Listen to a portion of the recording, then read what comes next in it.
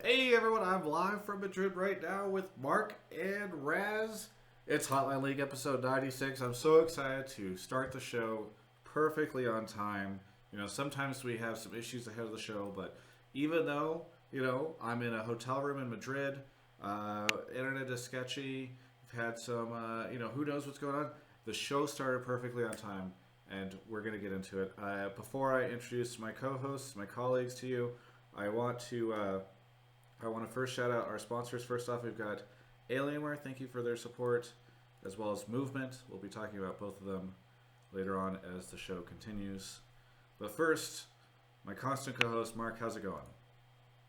It's going really good. I am really excited about Worlds. I love whenever we have 0 teams in quarterfinals. That feels really good. I like when we can only find a single win against a non-LMS team. That feels really good. It's just I'm really looking forward to the rest of Worlds and the quarterfinals. I'm sure we'll get a lot of calls about quarterfinals matchups and none about why North America sucks. Yes, I exactly. agree. Exactly. Yeah. Twitch chat throwing out Fs and sadness over the end of North America's run. Regardless, Raz, how are you doing? Oh, doing well. Enjoying my wonderful internet here in this Berlin hotel. So I think I'm better off than you at the moment. So big plus over here. Well, that's how the show goes sometimes. Yeah, the internet is so interesting. So apparently Madrid, and nobody on Twitter was able to tell me why this is, but Madrid is like everything was booked out for hotels and Airbnbs. So Bruno and I are staying in a boutique hotel that describes itself as hetero-friendly.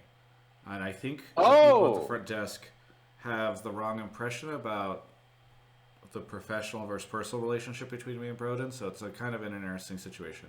Hotel's been great. Everyone here is super nice. I do wish we had 5 more up. That would be great. Anyway, that's how things have been going for me over the past 24 hours. Just also, very exciting update. Just did laundry at a nearby laundry machine place because I was out of clean clothes. Anyway, I should have gone home when North America did. That's my whole point. Either way, Mark, I feel like it's been you and Kelsey who've just been talking on Twitter nonstop about how to save North America.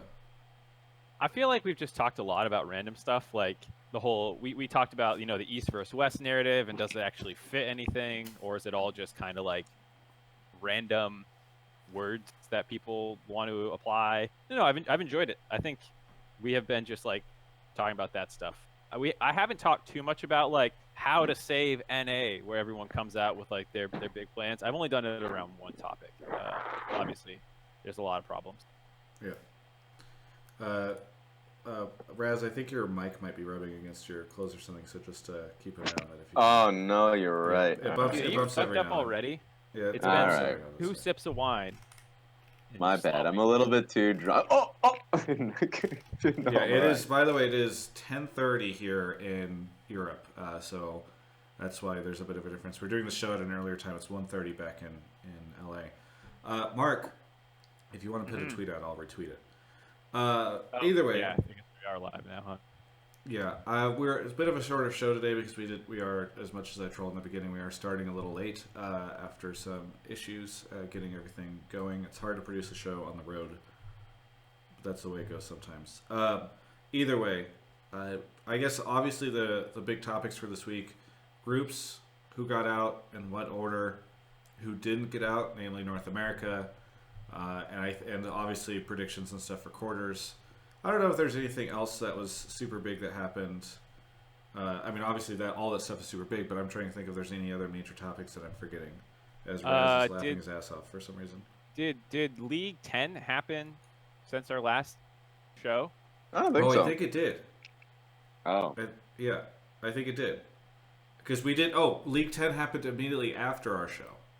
That's why I stayed on stream. So we can talk about the League 10 stuff a little bit if we want. I mean, there's not too much esports stuff there, but like if people have anything they want to call in, about maybe you think there should have been more esports stuff in League 10, or maybe you think that all these other games that Red's announcing are going to help out League esports for something, or the mobile game, or something like that. Who knows? But obviously that's kind of fun stuff to talk about as well. Either way, I think that's the big stuff. I can't think of anything else unless you guys can. No, I pretty much nailed it. No, that's most of it. Yeah. All right. Well, Mark, maybe we should just dive straight into callers. Do you want to explain how the show works? Yeah, so if you've never seen the show before, it is a live call-in show. So I am spamming Twitch chat with the Discord link. Ayo, go ahead and join up. Once you're here, you need to join one of the voice channels, Pleb Calls or Pleb Calls 2, and then you put your topics in the text channel, Pleb Topics. So go ahead and type whatever it is you want to talk about. Right now, we don't have that many predictions for quarterfinals, so I'm definitely looking to grab some people for that kind of stuff. You know, I don't want to go all NA sucks. I know this is an NA show for the most part, but there is still other stuff going on. If we like your topic, we'll pull you into the waiting room where you'll hang out until it's your turn. We'll do a quick audio check to make sure that you sound fine, and then we'll bring you on air to talk with us. Yeah. And if you are a sub, first off, thank you for being a sub. I really appreciate it. Helps to cover some of these expensive European costs, because apparently whenever a city is sold out and you have to stay in the boutique hotel can charge you a lot of money. Either way, if you are a sub, thanks for being one, and you can also join the Subtopics channel on Discord once you've synced your Discord and your Twitch account, and that allows you to put your topics in there. It moves a little slower. So either way, thank you to our subs as well. I'll be shouting some out in just a moment. While Mark is grabbing those folks, Clutch is in Twitch chat right now saying, I'd say we make it out of groups next year, but we don't exist anymore. Yeah, what's going to happen to the Clutch Gaming Twitch account? They're always in our delete it. Delete the account. I want to see what happens to all their stuff. That'll be interesting. 1 second, let me get the merchandise that matters. Can I have a bunch of Clutch stuff? You have to get rid of all of it. Please, Clutch. Anyway. But Raz, you know, obviously we're talking about North America, but also LPL is the second least represented of the major regions, right? Like all three LEC, all three LCK, but only Raz two left. LPL. Raz. Yeah, I think part of that is just like a battle between RNG and Fnatic for who got the last spot, and it was really close. So I don't think it speaks necessarily to LPL being weaker. I think it was just kind of more the group draw and how things broke out, and that was a really tough group to get out of. And you know, unfortunately for LPL fans, they didn't get out, but for Fnatic and EU fans, it was super sick. That whole day 2 run, which they've kind of becoming synonymous with, it was amazing. Yeah. Well, whatever. Anyway, Raz. What's up? I was asking you, are you sad that only 2 LPL teams made it out whenever we had 3 LEC and 3 LCK? Yeah, of course. I mean, I definitely thought that RNG was going to make it out, so I thought all 3 LPL teams would make it out. FPX performed pretty garbage-like. IG was pretty damn good. I mean, I expected a lot, but they were strong enough. RNG, I don't know what to say, man. I don't know. Well, Mark, do we have some callers in the queue? Yeah, we got 3 right now. Still looking for topics about semifinal or quarterfinal matchup. It's really only one right now. And then people in the waiting room, make sure to unmute your headset, specifically OG Kush. If you are listening to this, I'm coming for you. Yeah, always unmute in the waiting room, because Mark can't test your audio if you're not able to hear him. Yeah. So, low IQ play. Here we go. He's not unmuting, so we'll just pull someone else. Okay.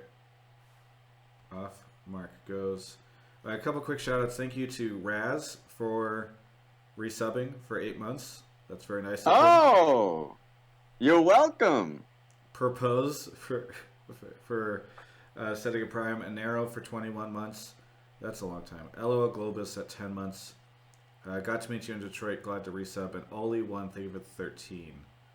Thanks everyone for the Does that subs. mean I get softball questions? Breathe deep, fly high as well. Holy guacamole. What? Not unmuting. What? Twitch people, if you're in the waiting room, we need you to unmute so that we can grab you. Thank you to Chris Mogakuku. Is that how you say it? Shout out to Alien Work for the Prime sub. Sold Out Napkin for 2 months in a row. Merchants of Soul for 3. And Tylord X for the 2. We got Mobot here. Mobot, where are you calling from? Hello. I'm calling from the UK. From the UK. This is what now that we're doing all these shows at like 10 or 11 in Europe, we're getting all these European callers. That the EU has taken over Hotline League. I'm so sad about it. Mobot, what do you want to talk about the show? All right. Okay. So a lot of people have been talking about saving NA. I think NA will continue to get worse as a region. The reason for this is that I don't see. Well, there's a couple of reasons for it. I reckon more imports are coming in and becoming NA natives. So we look at Team Liquid for example, and that takes away. Well, we'll look at Team Liquid as a good example of that. But there are other teams where, for example, and other players who are taking spots away from, I guess you could say, potential NA talents. There's a couple of examples I'll get into in a second in general. And the second reason why I think it'll get a lot worse is that at a certain point, these players are getting older, and at a certain point, I think they would want to move away and from playing League 12 hours a day and continue on with their lives. And I don't think there'll be a player. I don't see Doublelift playing another 10 years, for example. Who's going to replace Doublelift? There's no one. I'm talking about any natives right now. There's no one that will be able to replace Doublelift. In terms of just to add, gives that some more substance. What would be the immediate fix? You'd have to try and promote NA talent right now. If you're a lower team, trying to go for that 5th, 6th playoff spot, why are you going to be looking at? Some of these teams will look at picking up. Hey, we could pick up Piglet. We can pick up Phoenix. Arrow's still on there. Why are we not taking a chance on Fate God, who's looked quality on 100 Thieves, but he's going to be playing Academy next year? Blabber very likely will be playing Academy next year. Tactical Entreat from TSM. There's a few players that have the opportunity to break through, but I feel like teams are so focused on imports, and I don't see the reason why for that. Well, the two that you named in particular are under contract, and so I think unless Fake Gods expires, but I think that's part of the problem, right? Is that we do have talent in Academy, but it is in some ways locked away. Is my concern. Mark, you just sent a tweet. Yeah, I sent you something in Skype. So if Mobile, did you see some of my tweets from last night? No, I didn't know. Okay, so I'll go through the whole spiel for you, and this is going to sound pretty pessimistic for North American talent, but I'm not saying we don't have any, and I'm not saying if you're a North American player on the ladder right now who hasn't got their shot, you deserve it. But let's go through this. Go with the first image for me, Travis. Yeah, I mean it's hard to see, I think, but yeah, it's more just about. I'll just give the context for it. Sure. At the very, very bottom, my actual tweet text is in the way. Is there any way just to show the image? Oh, there we go. Sorry. So at the very, very bottom, it's a little hard to see, but this is basically a listing of the player rosters from 2017 and then to 2018. And on the left 2 columns are NA, middle 2 are Europe, and last 2 are LEC or LCK. And what I did was I used a text differentiator to check for new names and whatnot, new words, and did that for each league. I saw that there were a couple small errors with it, like maybe by 1 or 2. I saw Xerxes on both lists for some reason, but it counted them as new. So I'm not exact, but I double checked, and for the most part, it's pretty accurate. North America has 26 new players in 2019 through 2017. EU has 32 new ones, and the LCK has 34 new players. These are all 10-team leagues. I looked at it with LPL as well. But LPL has 12 teams, then they expanded to 16. So I just cut them out because I didn't want to have. Good luck. Yeah, thanks. I was just like, fuck that. Let's make it simple. And so what's interesting, though, is even though NA added 26 players, which is already the lowest, 12 of those players played in other leagues before and are not really new players. They're imports, right? So Sven is an example of someone who left the EU list and joined the NA list, and that happens across the board. For North America. And so realistically, we've only added 14 new players right? So if you do the math on roughly how many more players EU is finding over NA, 32 divided by 14 effectively comes out to 2.29, rounding up to 2.3 just to keep it a little easier. So they find roughly 2.23 new players than North America does. Can you go to the next image for me, Travis? Yeah. All right, here we go. It'll take. I switched. It'll just take you a second. Yeah. Professor Mark is in class. Okay. So here we go. Here are the percentage population breakdowns of server sizes of ranked players. North And this America. is before Fortnite came out, by the way. This is 2017, and so I don't have super good up-to-date data. This is one of the best things I've seen on it, and we did start this in 2017. That was the rosters I compared, and so it might change around a little bit. This is also omitting China because once again they break the rules. They have many more times players than the entire rest of the world added together. So North America, you see, has 10.8% of the population. EU West has 24.9%. So if we do the same math and get how many more players there are in Europe than NA, 24.9 divided by 10.8 comes out to 2.3. Oh, which is, as you said a second ago, the amount that additional that they are adding. So it actually lines up. That's actually super smart. It actually lines up perfectly. Korea is a little bit, they actually have a little bit smaller of a server percentage, and they actually find a couple more players. So you could say, maybe LCK has the leg up on finding players and implementing them into their system, and EU, obviously is doing a good job as well. But you do see that there's at least a pretty close relationship between your population size and how many new players you're finding. Now, that's not to comment on quality of new players, which is a separate issue, which we can get into potentially. But at least in terms of is NA finding enough new talent? At least relative to the server size, is yes, because what you do if you remove imports and you say let's stop using imports, you don't suddenly find more good NA players. You start giving slots to players who are getting them just because they're North American, not because they're necessarily any better than the options that exist around the world. And I think it's a little erroneous, and this was the other thing I tweeted yesterday, was I don't think over-investing in North American talent will cause more problems than it will fix. And the same way that there's a lot of other factors, we're importing talent, so it's suppressing some of our new players. We would maybe be finding more if we didn't do this.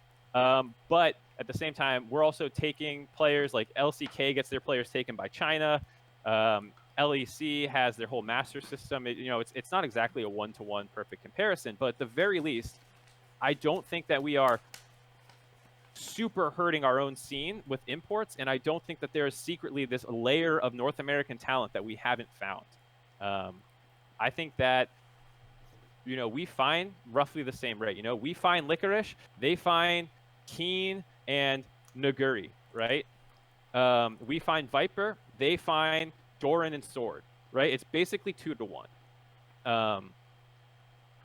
And Keen and Naguri are way better than Licorice. And so people say, well, then we're not developing our talent that well. But our veterans also don't stack up against their veterans. It's not just our new players that can't stack up to their old player or their new players. Our old players don't stack up to their old players either.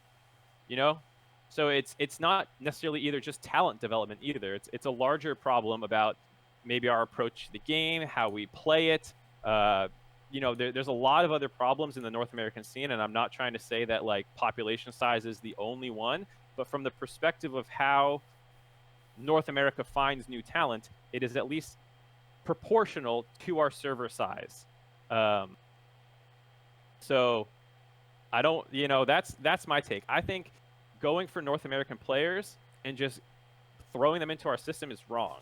And to highlight this even further, if you go and look at our academy system, it is full of what I call fodder players that are just there because their names and teams don't really care. I was talking to an executive about, the problems with academy and things like that, and he was saying, people cancel scrims all the time. It's not professional. There's all these problems with the academy system. And another problem, I think, is just the quality of players that they're putting in there. I would say there's roughly 15 players who I've identified as people who have been around for plenty long to know that they don't have this ceiling that we're waiting for them to necessarily hit. And I'm not going to name names because I don't want to turn this into a flame session, but those are spots where I'm saying, why not go to other regions and properly scout out their young players and try and find the Chovies, the Keens, the Humanoids, the Larsons, these people that other regions are finding before they find them. Why do we have all NA teams in Academy of players who have been playing for 4+ years? And I'm not counting veterans in this. There's veterans in there who are there for a stabilizing presence, like a Darshan. I don't count a Darshan as a fodder because it's not like he's there, that we're waiting to see him become good or anything. He's there to help be a stabilizing presence, to be a voice of leadership, and I think you can argue that that's very useful. Same with Huhi and some of these guys. But there are, I would say, 15 and almost half the league in Academy.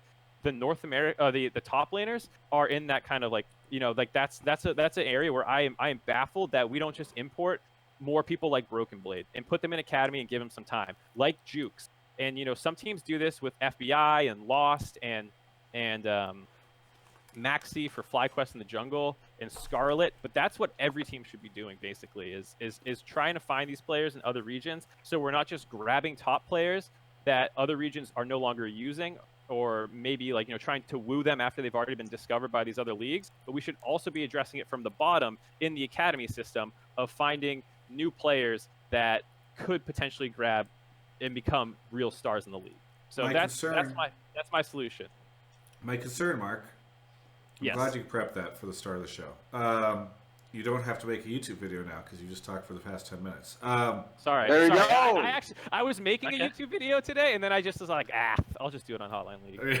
Yeah, that's what I figured.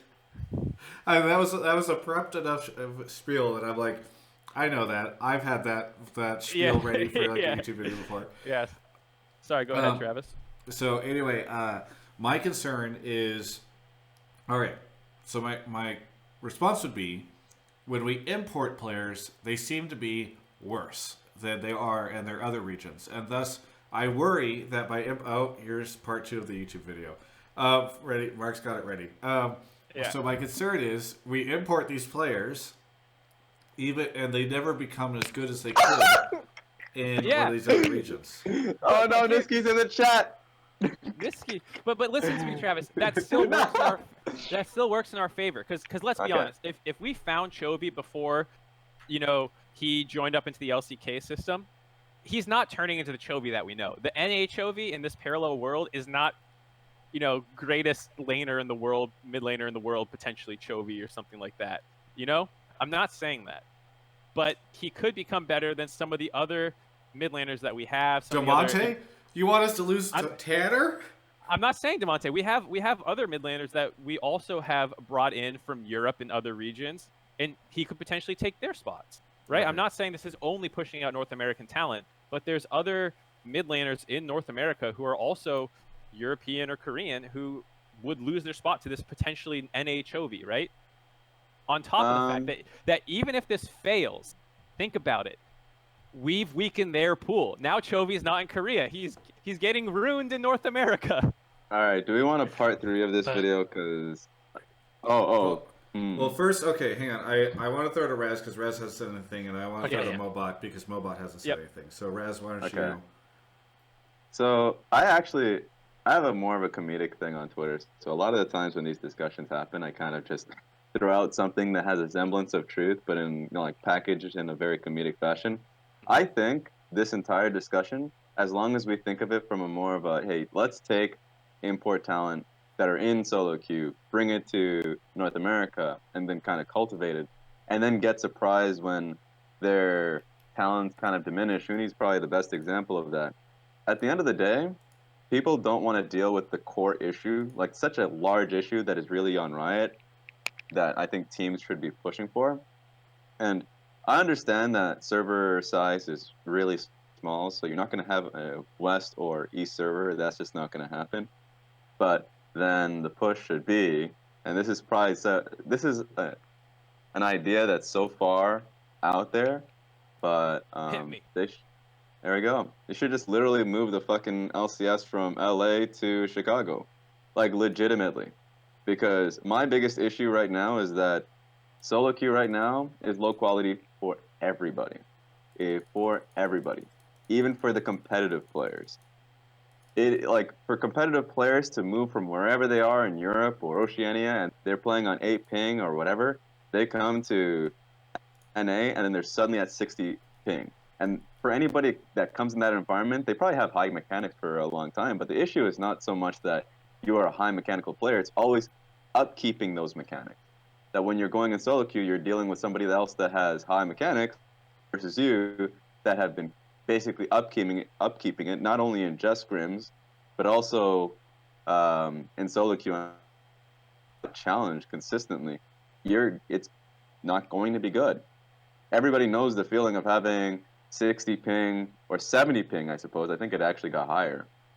Ezreal or Riven, or that just you literally cannot practice certain combos. That is the issue. Now, Yeah.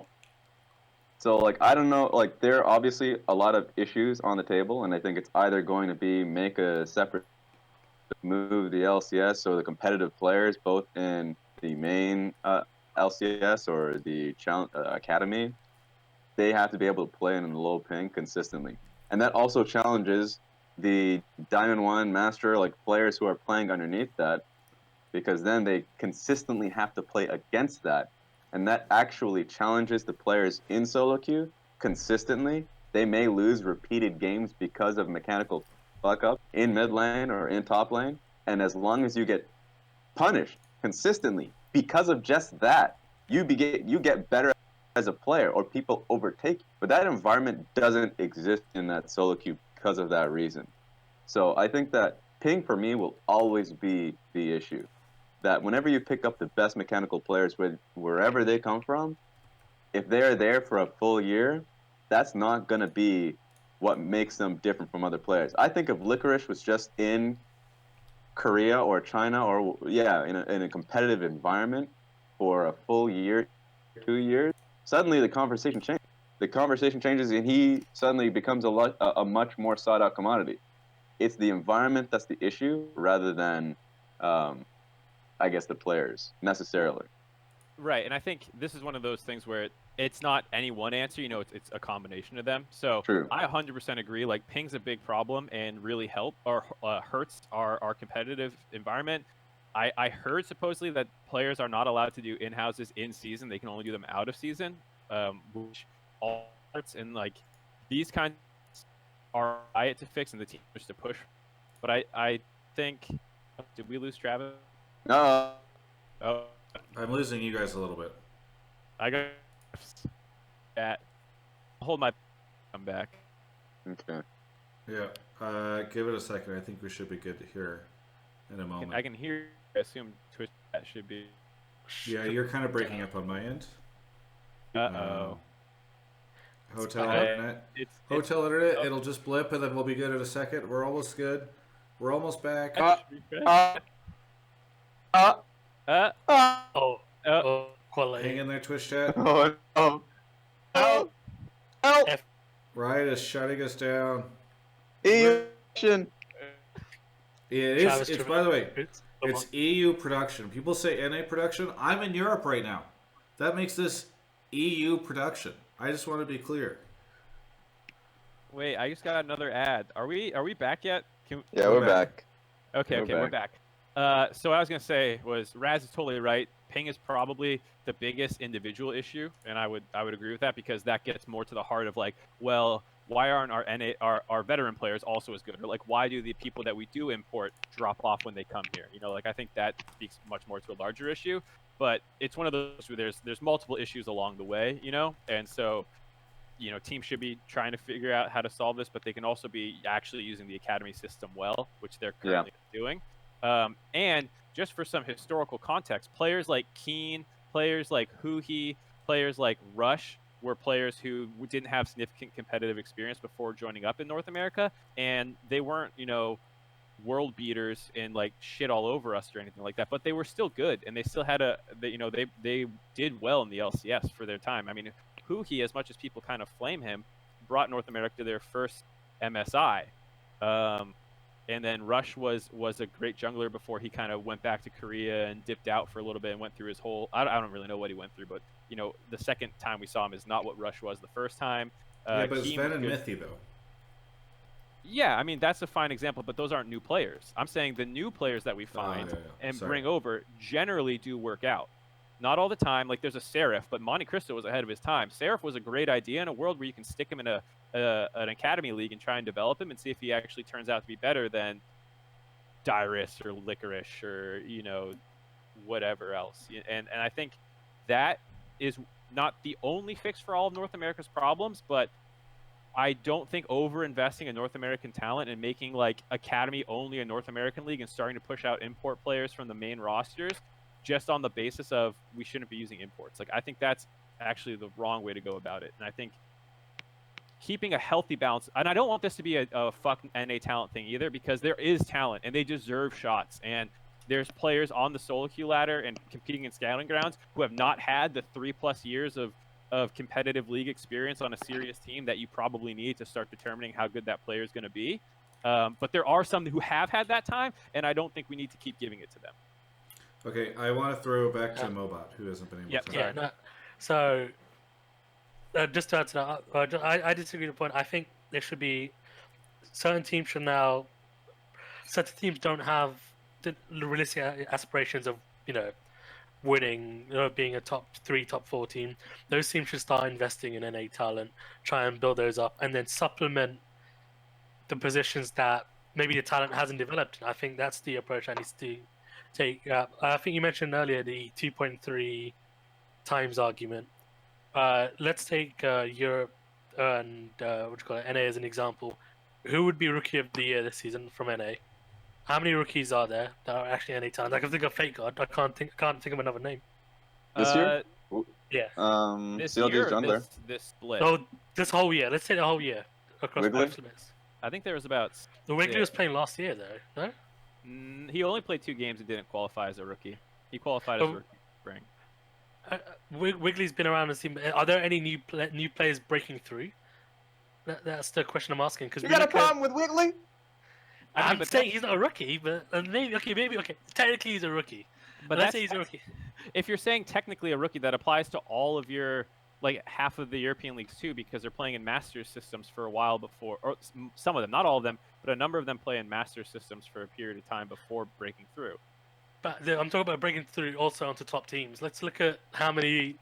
Let's just take mid laners from Europe. Let's talk about Nemesis, Larson, Humanoid, Abadage. Look at the whole Rogue team, the whole Misfits team. I just think the talent isn't breaking through into the right team, into the top. I think overall, with the imports that are coming in, I think the quality of imports has actually dropped. I think the last top tier. Yep. Last top tier import, I think in NA was Core JJ. I can't think of a. Well, that was this year. I will admit that his argument sounds compelling to me, mostly because of his accent. But my question would be, you can't just say that like you have to give examples of who is being, who is losing their spots. Are you talking about Yasui? Are you talking about Tuesday? Are you the actual players? You talked about sometimes in contrast. I mentioned Fake God. I mentioned Blabber. Those 2 guys should be starting players. Fake God was a starting player. Yeah, he was. He took Sumday's spot. And that was the success that you're talking about. Was that through 100 Thieves situation? Because they couldn't find a NA mid laner? Yeah, sure. I mean, look, they have both Someday and Fake God, but regardless, they started him because he played well. In an ideal world, they wanted to start Sunday, but unfortunately, Saligo Wait a wasn't minute, these are caveats now that I don't want to argue with you, but you're certainly putting in a lot of caveats in here, sir. You're saying where's North American mid laners? Well, they tried to find one, they couldn't, so this was a better solution. But that's the whole point. Is they're not necessarily just all growing on trees, and we're just not picking them, and they're a lot of these guys have been around forever. I would say, Golden Glue should be on a starting roster somewhere. He's not. The academy system is a little frustrating that some of these people like Blabber end up on teams for extended periods of time. But there's not that many, in my opinion, that are ready to become better than the people in the LCS. And putting a player in a bad situation, and I've talked about this in the past, is not like better. Like putting Yasui, who maybe deserves a shot on like a significant team, isn't gonna like develop better if he's put into a dumpster fire that Echo Fox kind of was. I don't think that helps his career necessarily anymore. Than I don't think it's better than playing another year of academy necessarily. Well, I think there's one final point. Like I think I want to make, as in, let's look at it from the other perspective. Some imports, some teams, the way they import, I just think they're just better off. Like, what does Arrow give to Optic? Why is Arrow playing in the NALCS over someone potentially who could be potentially an NA talent who could develop? What does Arrow offer in the short term that NA player couldn't offer in a short, maybe to medium, even to long term? I think one of the concerns is you say like over somebody else, but it's hard. And I'm not saying there isn't an alternative to Arrow in like NA solo queue, but until you can actually give me one, it's kind of a weaker argument where you're like, why do they have Arrow? The immediate answer is just like, well, maybe they couldn't find somebody else, or they couldn't find like a better NA mid. To the caller's point, I'm not saying every import is inherently better than another option, but also to Travis's point, like the best marksman in academy was Keith, and then you would probably say Rikara maybe, or Tactical, and so maybe Tactical is your guy, or maybe Prismal. But once again, contracts and these kinds of things start factoring into what you can do with them. So, you know, as well as the fact that for most people, from what I heard behind the scenes in scrims and as well as on the LCS stage, Arrow actually was okay, you know, for relative to North American level. And just by putting in a North American player to play, it's not like they're guaranteed going to suddenly become great and become better than Arrow just because they have his spot. You know, so like I agree with the sentiment that like bringing in aging imported players doesn't significantly help our system. And what I'm saying is also bring in young players who have the potential to overtake them as well and try and go from both angles, because maybe we find, you know, Nuclear and he's better. You know, maybe Nuclear is better than Arrow, and we found Nuclear first and now he's playing instead of Arrow. That's what I'm suggesting, as opposed to defending the current imported slots. And we're trying to do that with like Scarlet, right? Right, that's what I'm saying, with Scarlet, with Maxi, with FBI and Lost, and these kinds of players who are young and in regions, you know, that like some of them have played for a little bit in the OPL and some of these things, but like trying to find players who are diamonds in other solo queue, not just North American solo queue. All right, hey, thanks so much for calling in, Mobot. But I think we're out of time for this topic. We went a little long. I blame Mark. Do you have anything you want to say here at the end? No, just thanks for having me. Yeah, thanks for coming in. Right, Thank you, brother. Have a good one. People seem to think that this somehow ruins the pro scene, but I don't know about that. Yeah, I mean, we already use a fair amount of imported players, and there's a rule. I think this is a rule against having more. Yeah. I think it's the major issue here. I mean, it's a constant conversation that happens. Like, it's not just the color that people say, I don't want like this player. No. First of all, I thought Arrow from the games that I saw played well. Yeah. Consistently. So I guess it kind of supports the point, which is like, I want a player that's not this. I was like, okay, well, make your pick, because there isn't anybody. And I think the context for the conversation was more so, well, then they wouldn't do well at international events if they don't develop those people. It's like, wait a minute. You're putting in significantly worse players because of their nationality. We got a problem, friends. we got an issue. I mean, good luck with that.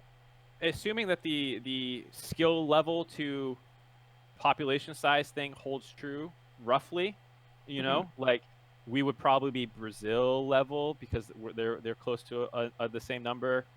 Maybe we're LMS level. You know, like as much as people don't want to admit it, one, imports are propping up our competitive placings a fair amount, as well as the fact that imports can work. Look at China. I mean, the first team that won Worlds for them found the best two solo laners in the world, which happen to be Korean solo laners, Rookie being a star before they got him, and the Shy really getting his start in China after being a streamer and stuff for a period of time. And Gimgoon and Doinby are players who played a little bit in, challenger-esque levels or as subs in Korea before going over to China and developing into, being important players on their #1 seed this year. And that's the methodology I want us to pursue.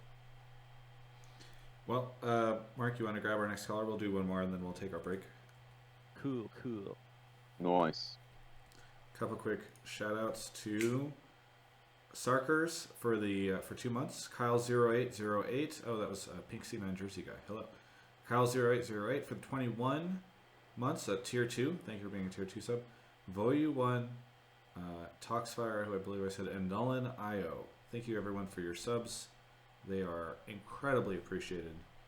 And if you're not subbing,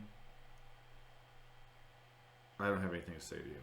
All right, you've let me down, and I feel betrayed. That's what Papa Travis is saying you can do better. Yeah. Pre Never Stops is here. Pre Never Stops. Where are you calling from? Calling from Freiburg, Germany. From Germany. Oh. Okay. What is your accent? You asked me this last time. It's Midwestern. Midwestern. That's right. Did you go to groups? Midwestern Germany. Midwestern America. All right. Yeah, I'm studying abroad here. So I did actually groups? take the advantage to go to groups. Nice. Yeah, I went on Sunday. So nice. Did saw I some see pretty you? epic games. SKT versus RNG was hype. Did I see you? I did. Yeah, I was wearing a Bjergsen hoodie. Oh, And, hey, you I remember. on my Yes. hood. Okay. I just wanted to see if we'd met. Anyway, what do you want to talk about? Yep. So I want to talk about quarterfinals moving forward and the fact that I think Korea is going to have a ridiculously strong showing in this Worlds, and it's going to be a repeat of the last few Worlds besides last year. I think that SKT is going to stomp Splice, and then Griffin is going to handily handle IG. And I think the only one that's up for debate a little bit is Damwon. And I think that they have the possibility, I would almost put it down to a coin flip between them and G2. So wait, why do you think that Griffin is going to take IG so easily? Because that's the one. Like IG looked pretty solid, and I know that they were stopping NA and it's NA lol, but like, So the reason I think that is because, well, first of all, looking at kind of Korea's strength as a region, we saw Damwon that group. They obviously didn't handle IG all that well, but I think with IG switching their jungler in and out, Tarzan can review and kind of make up for the maybe slight difference in solo laners there. I think IG's a little bit inconsistent, and that Griffin, if they show what they're showing the last few days, and I think they will, because I think they kind of had some systematic issues coming in, but they're on the uprise, that they'll be able to handle IG pretty easily. Raz? You Yeah. I feel like this is a Raz. you're the challenge. IG. And I agree with you, sadly. Bro, you made a face. Sadly. Yeah, I know. I make faces a lot, though. It's actually just not indicative of my opinion. That's his thing, yeah. That is the thing. So, I think your take on the Damwon versus G2 series is fair. That one's probably the closest one, but it has a pretty good likelihood of an upset where Damwon goes on ahead. SKT for sure. I'm not even gonna justify that discussion. And then IG versus Griffin is the most interesting one, and Griffin showed in their 2 games versus G2, at least in their week 2, that they could very easily be the best team in the tournament. And this tournament could just go down to a Griffin versus SKT finals. Not a lot of people would be interested in that, but that is like literally the most interesting LCK versus LCK World Finals I've ever seen, because of the sheer storyline of Griffin going up against them so consistently. But to the point about the quarterfinals of Griffin versus IG, yeah, I mean, IG has great solo laners. Like, the Shy and Rookie have already proven to be the best mid and top laners so far in the tournament. But the issue is that you have other players. Baolan and Jaculov have inted out lanes 2 times to junglers when there are certain moments where they should have backed away or at least given Ning about 5 seconds to clear out blue before they could have him lean towards their side, but they didn't have patience enough there.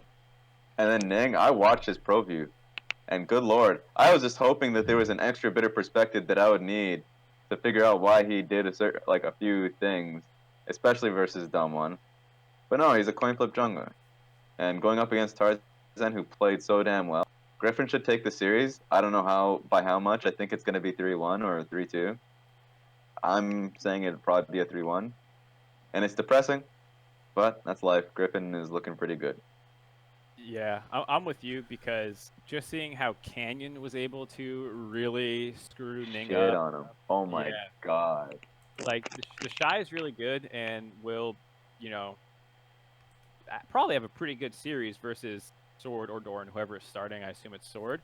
But I don't think that they will play around him, or IG won't be able to play around the Shy as well as Tarzan will cover that potential exploit. And then I think bot lanes are relatively close. I think Jackie Love's probably a little bit better than Viper, but Baolan I think has had a pretty rough tournament too. And then Chovy versus the rookie Chovy versus the rookie. Chovy versus rookie is going to be the coolest matchup for me to watch because I think it's insanely high level and very close.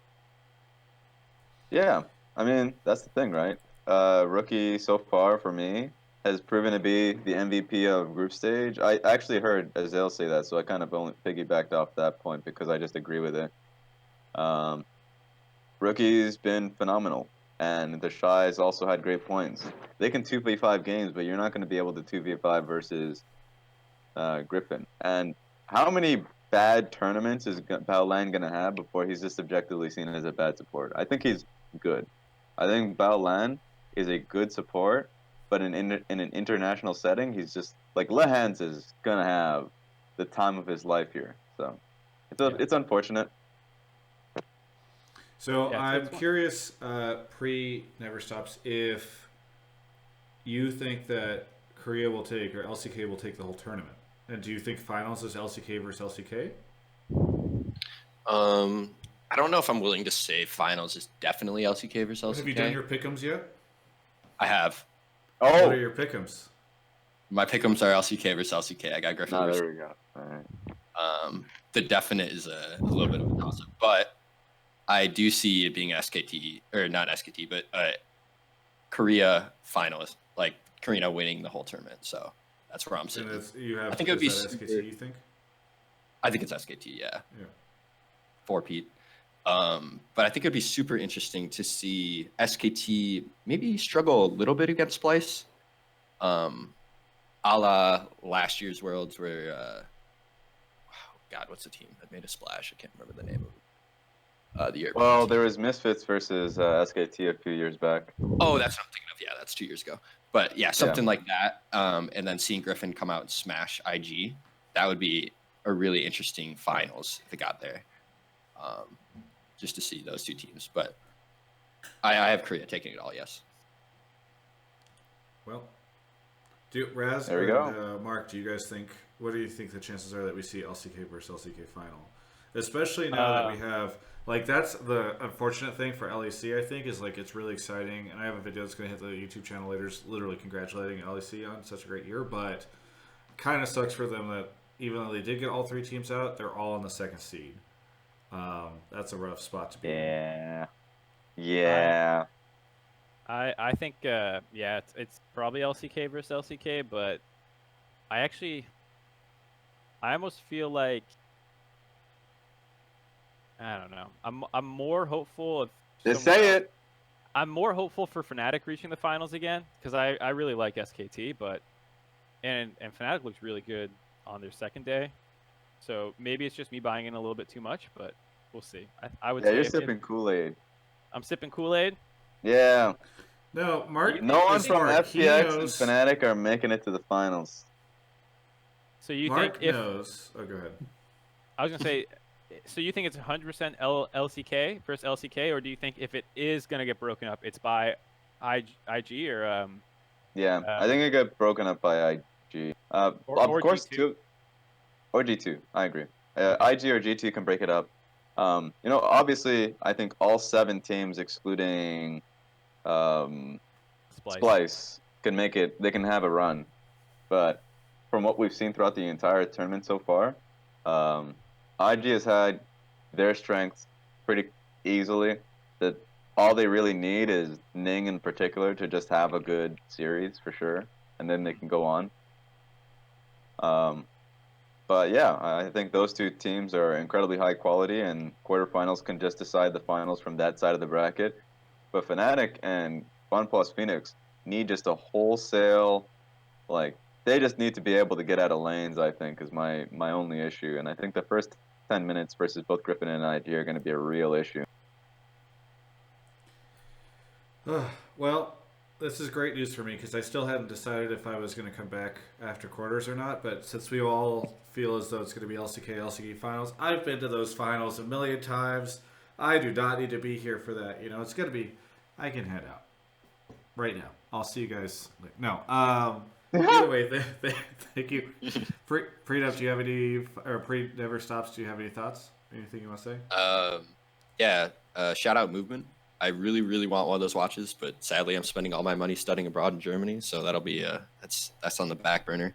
Nice. Shout out Bingo Boys, and I'm glad to see that Kelsey confirmed Yasuo as the mid laner. So I'm just looking forward to hearing about T1 being an LPL ADC coming up.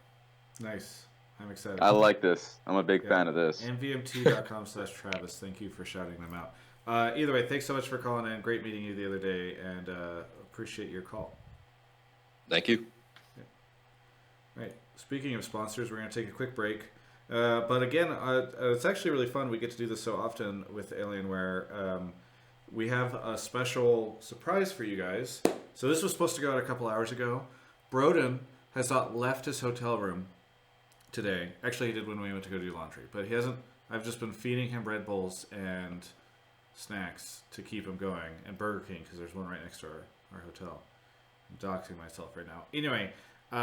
If we were supposed to put out LPL 1, which is the code name for our mini documentary on LPL that we filmed over there. Raz is in it, by the way. Oh. I might still go out today in North America. We'll see. I need to check in with him after the show is done. But I'm going to give you guys the first couple minutes of it right now. I apologize, by the way, if you're listening to the podcast. There's subtitles in the video. Obviously, that's not going to work well for you in the podcast, but hopefully you still can enjoy. I'm going to mute Discord now, so we'll be right back, Mark and Raz, and then we'll hop in. Okay, so here we go. Let me find the file. And hope everything goes well with the download. Here we go. 2017 World's Finals at Beijing, right? We have, I don't have the exact number, but it's 45K seats. It's sold out in seconds. If I go to the shops around this area, you will see just IG posters in just like random noodle shops. There are multiple times where I'm walking down the street in Shanghai and you see a restaurant that's just showing an esports game. Hello, and welcome to a two-part video series about the Chinese League of Legends Pro League, also known as the LPL. My name is Travis Gafford, and I've been covering League of Legends esports professionally since 2011, and today I cover the North American League of Legends series every weekend, and I've also covered domestic events in Korea and Europe, not to mention my attendance at every single major international league event since the start of Season 2. Despite all this, my knowledge of the game's biggest and arguably most advanced league, the LPL, is incredibly limited. In the West, we know a lot about the LCS and LEC, which started as sister leagues in 2013 and share kind of a rivalry. We also know a ton about the Korean League LCK due to their long-standing international dominance and Korea's reputation as the mecca and founding country of what esports looks like today. On the other hand, the LPL has mostly sat quietly in the background as the fourth major region since its start in 2013. Fans in the West know very little about the culture of the LPL, despite the fact that it has by far the largest viewership, sponsorship, and competitive teams of any league region. It wasn't really until Worlds took place in China in 2017 that I really started to see for myself just how different the region is from the rest of the world. The scale of the infrastructure, the fandom, and the sheer scope of the league is wild. This past summer, I was invited by the LPL and Alienware to explore the league across several different cities in China. In this first part of our LPL feature, I really want to focus on what stood out to me the most. The intense and sometimes obscene fandom I've seen in literally no other part of esports. Can you help me understand how big the LPL is? 就是现在 LPL 的话，大概是一共有16支队伍，然后呢有6个主客场，然后呢，每个队伍在自己的这一块都有很多自己的粉丝，包括甚至衍生出了很多这个饭圈的这个用户什么之类的。LPL is huge, and also the fan base, the player base, they're just all huge, gigantic, I would say. There's a lot of more fans, like 100 times or more, maybe even more. We're in China, so there are a lot of more people than US or anywhere else in the world. So that's why we have a lot of fans or like viewership or something else. Yes, there are a lot more fans in China, but when I first looked at the audiences attending these events, I noticed something surprising. In China, I think players really love League of Legends a lot. And in esports, it's different from game too. We noticed that there's a significant amount of female esports viewers in China. I was shocked when I first came and realized that it felt like 70% of the audience were women. There was this really funny incident that happened where Wang Suzong, which is like the IG manager, was trying to send iPhones to people after they won Worlds. And the Weibo algorithms basically selected purely females. Why do you think certain players are popular? Cute, play.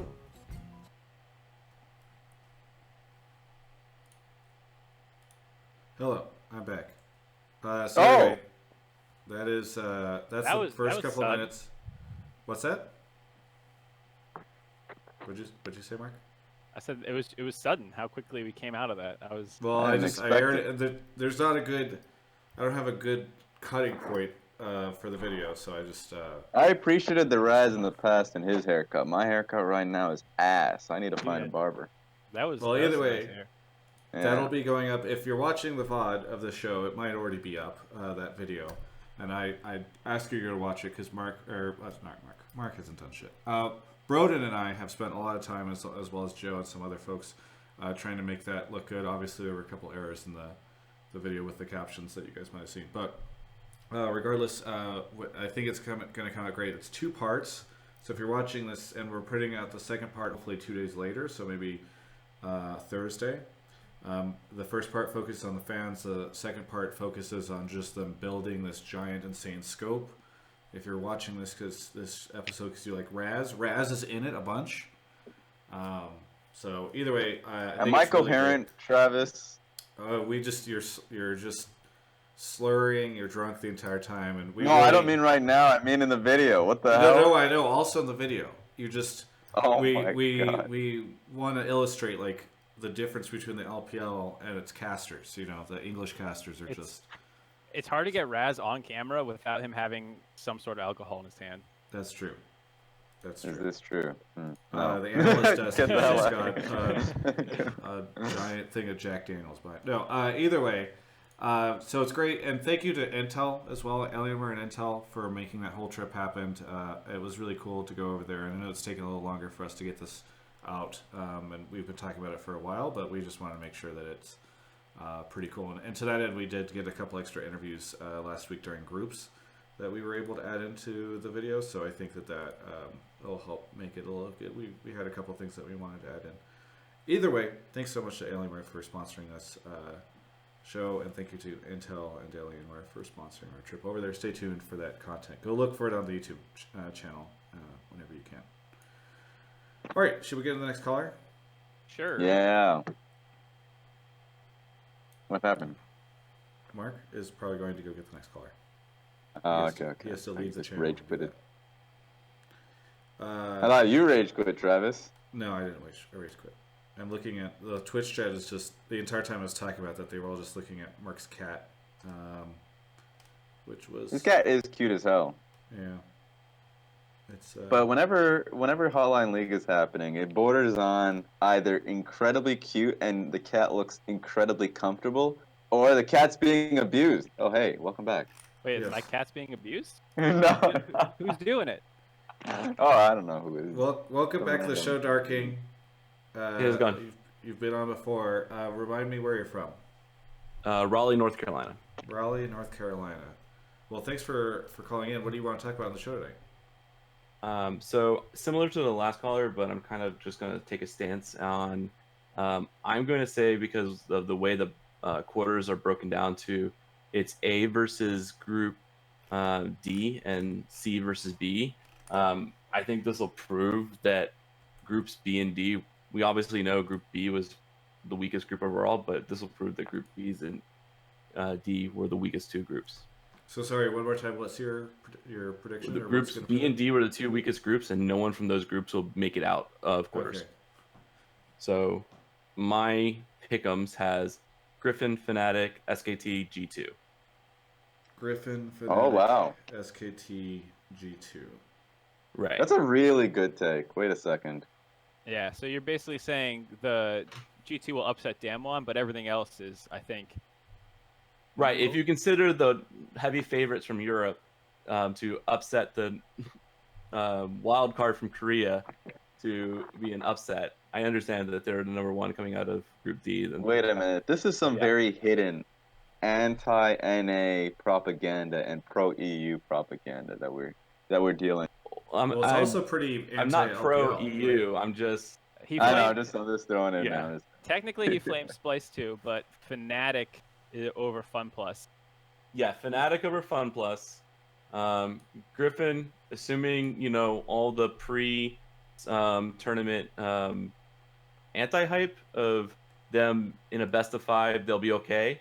If that doesn't happen, they should beat IG.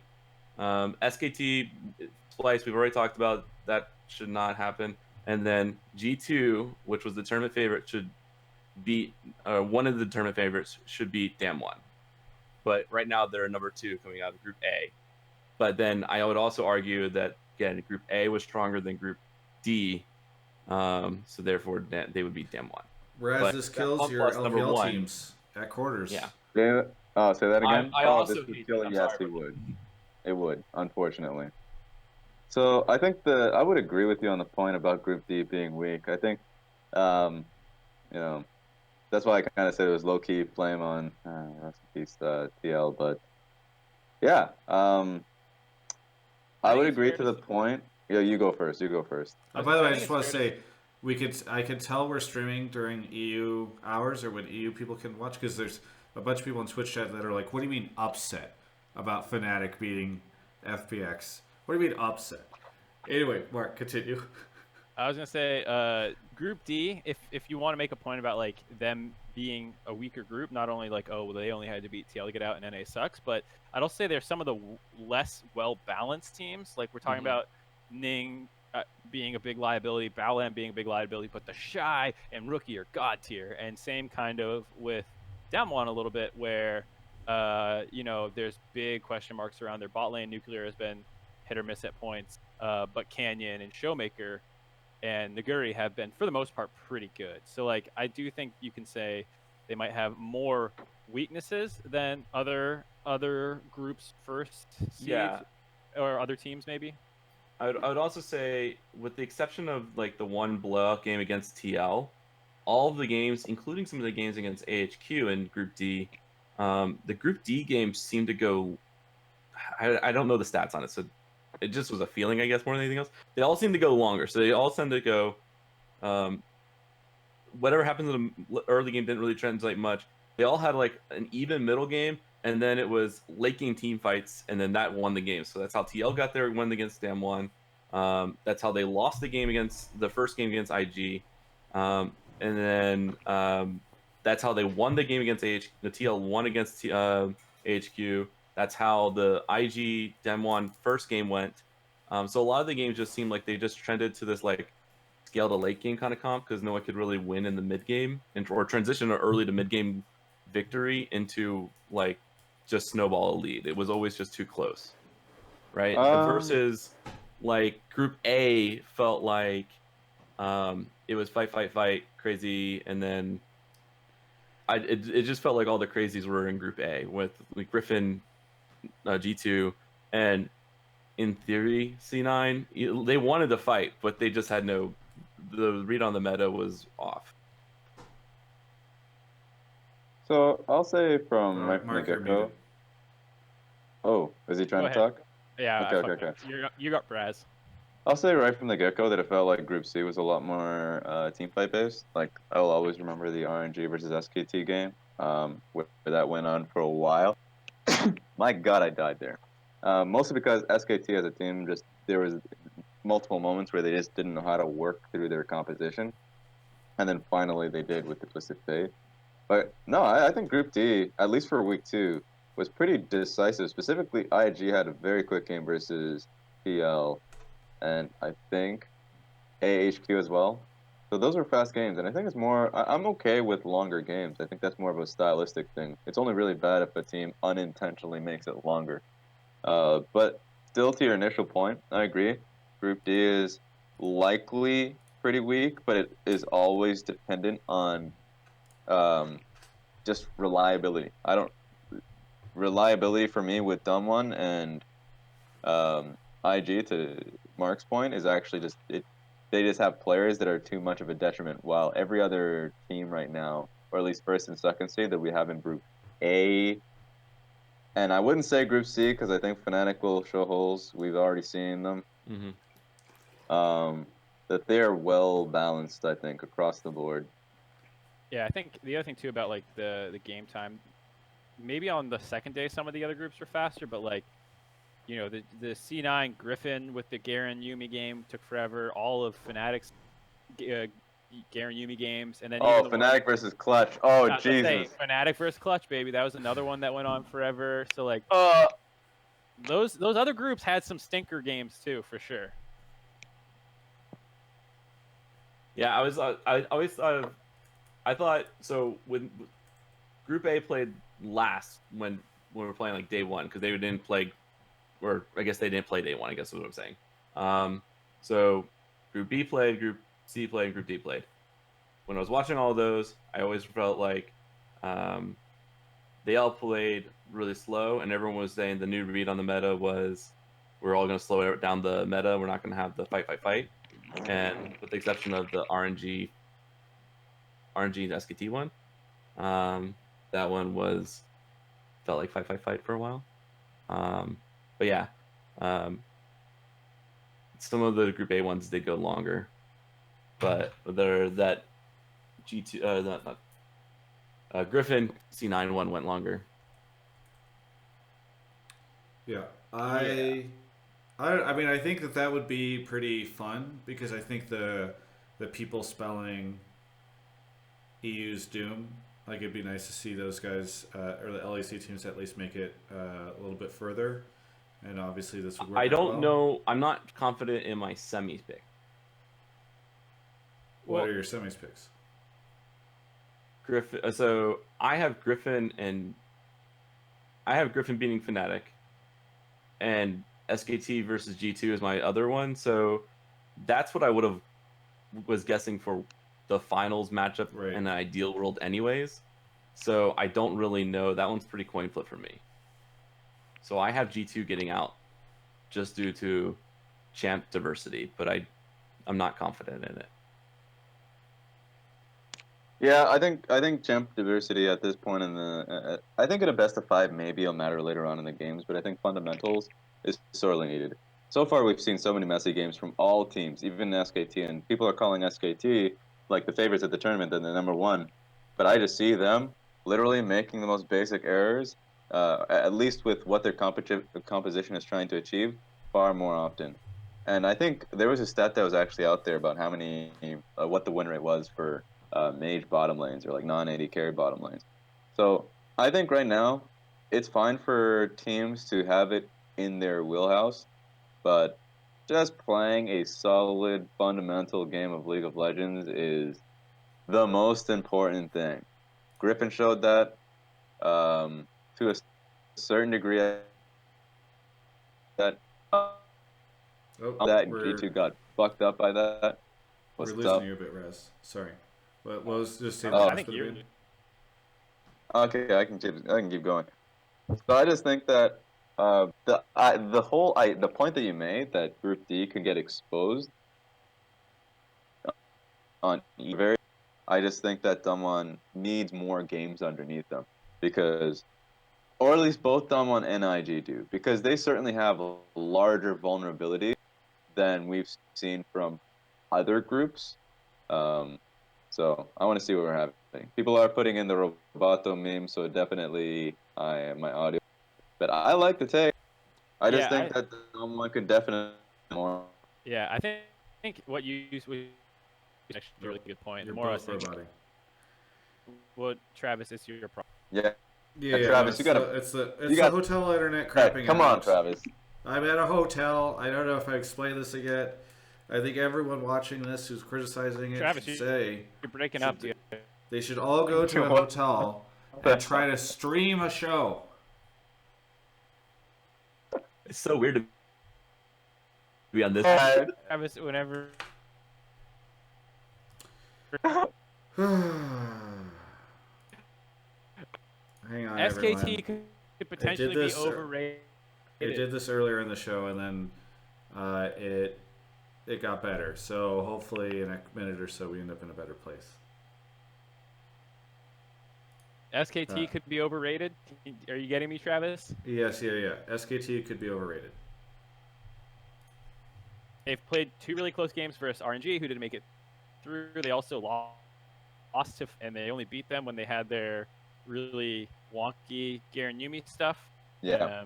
So there's a world where what we've seen out of SKT is not as good as we might think, and so I don't think they'll lose to Splice, but getting upset in semis, I think that's a reasonable take as well. Right. Yeah. And yes, SKT looks better.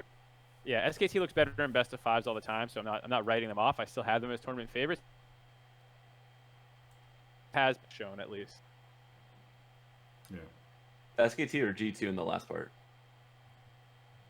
For what? You said SKT for the last part in the best of 5. You're not writing them off because they're tournament favorites, but were you saying that for SKT or G2? SKT. I was saying SKT usually performs very well in best of 5s, so I'm not writing them off. Okay, because I could have said that exact same statement for G2. So. Yeah, for sure. Either way, Darking, thank you so much for your call. Anything you want to say on the way out? Sure. I had 2 things. Raz, I'm really glad I got a chance to be on a call with you because you're one of my favorite guests on here. Ooh, love you, bro. Thanks a lot for that. Yeah. So I'm love seeing you at World. So thanks for being on. And then shout out to Alienware and Movement because I really enjoy all the content you're putting out, Travis. So keep it up. I know it's been tough at times, but I'm really enjoying it. I'm watching all the videos. Thank you. It has been tough at times. I am struggling. No, I'm just kidding. Either way, thanks so much, Darking. Appreciate it. Yep. Everyone. All right. Looks like we got 3 more callers to go. Let's take a look. So we've got Carouse44. Thank you for the 4 months in a row. 5 minutes ago. Been following you since the Yahoo days. Appreciate it. Thank you very much. I appreciate you too. How's it going, Twitch chat? Movement Hello, is. Travis. Go ahead. Here. Oh, you're here. Okay. The OG Kush. Welcome to the show. You've been on the show before. Remind me where you're calling from. Hello, Travis. Good to be back. I'm calling from Chapel Hill, North Carolina. I think a couple callers ago, somebody was from Raleigh, which is like 20 minutes from me, so kind of funny. Nice. Well, glad to be getting folks in from North Carolina. It's a great state. Go fuck them up. What? Oh no, don't worry about it, Travis. I'm not. Yeah, violence was not encouraged. Anyway, wait, are you in the car, OG Kush? Or an elevator? Yeah. So I'm a graduate student at the university, and so was just chilling in lab, and yeah, I'm about to leave soon. So yeah, there's an elevator nearby. Okay. Sorry. Anyway, I was just curious. It's Sorry always about fun that. to hear what the hell is going on in the background. What do you want to talk about on the show? I just wanted to talk about how just with I think kind of everybody's overreacting about Team Liquid getting like knocked out of groups. Like I just like, especially with how groups are made, like it's really interesting. Like if TL would have gotten a group like Group B, like they probably would have gotten out, and the narrative would be completely different. But I mean, like Damwon and IG were both like in good form. Like they took one off Damwon.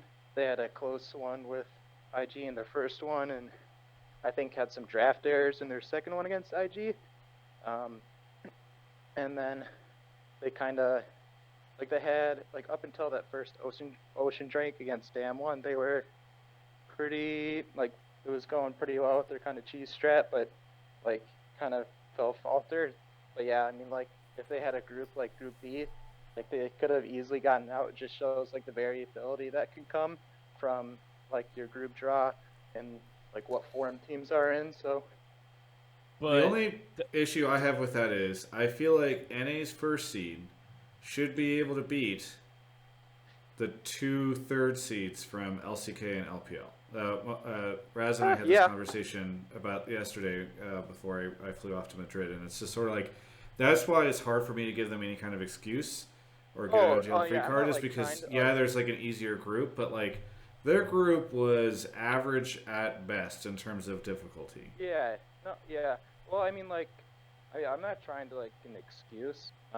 It's just like interesting to me, like how like much it can vary. So, and like yeah, like Damwon and IG are 3 seeds from their respective regions, but like I mean, Raz has kind of touched on this. Like you have like the Shy and Rookie like on the same team too, with possibly the best solo laners in their respective lanes. Like if the rest of the players aren't inting, like they can easily carry. And like Damwon's a really good team as well. So I mean, it's not like I'm not like trying to make an excuse. It's just like the it's just interesting how much a narrative can change just simply about like what group you're in. Can I just make a little? You go first. How short is yours? You sound like yours is little. So very short. Very short. See it. So I'm just gonna support his point a little bit because I don't think IG being a 3rd seed is necessarily like if we're just talking about who the strongest teams in the LPL are. I'd say FPX is 3rd. They're 1st seed, but they're 3rd of the 2 other teams. Their IG and RNG are better. So I actually support his point. Yeah, that's they may be 3rd seed. That shit's harder. Right, but that's true for most worlds. It's actually pretty common for 2nd and 3rd seeds to outperform 1st seeds. And so instead of worrying about what seed someone is coming into the tournament, which is not necessarily indicative of strength, you should just look at the groups. And like, which groups does TL get out of in your mind, OG Kush, other than Group B?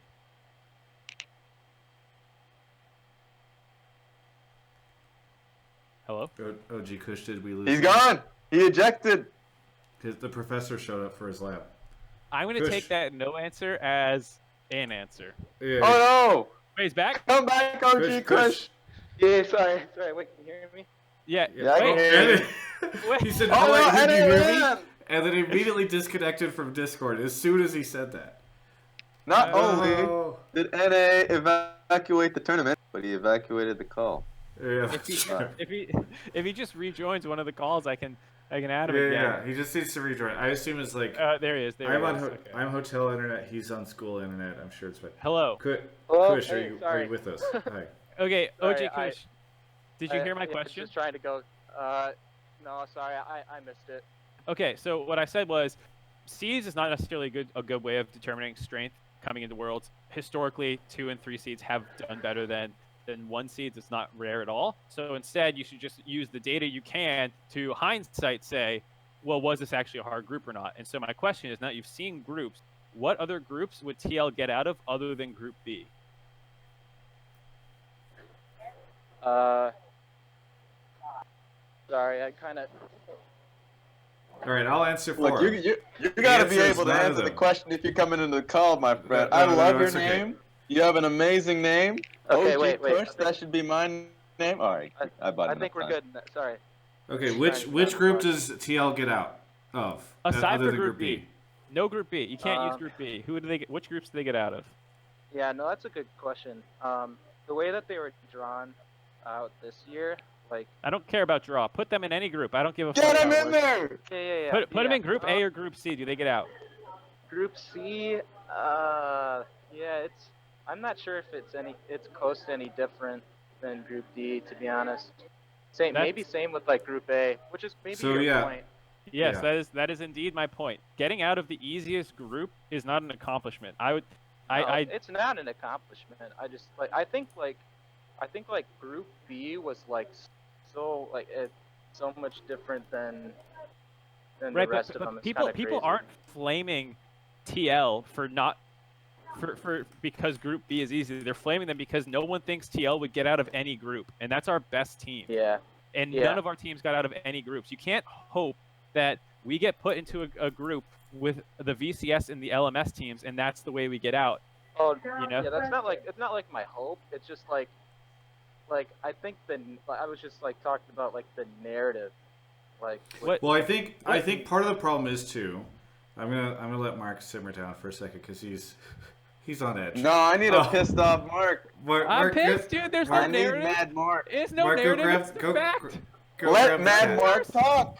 We are not on the level of other major regions. No, I don't think we are. I just like what do you think?